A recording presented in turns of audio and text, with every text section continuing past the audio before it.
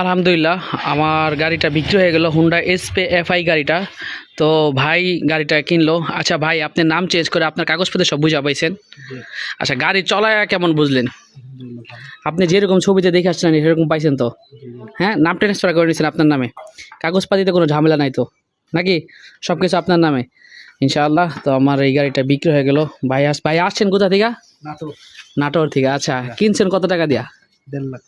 আচ্ছা যাক, আলহামদুলিল্লাহ, ভাইয়ের জন্য শুভকামনা রইল। আচ্ছা, ভাই অনেক দূরে যাবে।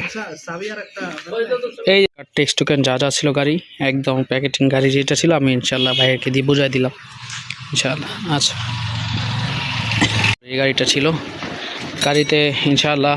ভাই আপনি ঠিকঠাক মতো বুঝা পাইছেন তো সব কিছু? এরপর থেকে যত দায়ভার সব কিন্তু আপনার, ঠিক আছে ভাই?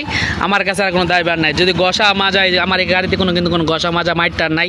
পরবর্তীতে যদি ভাঙ্গারিও আপনার, ইও আপনার।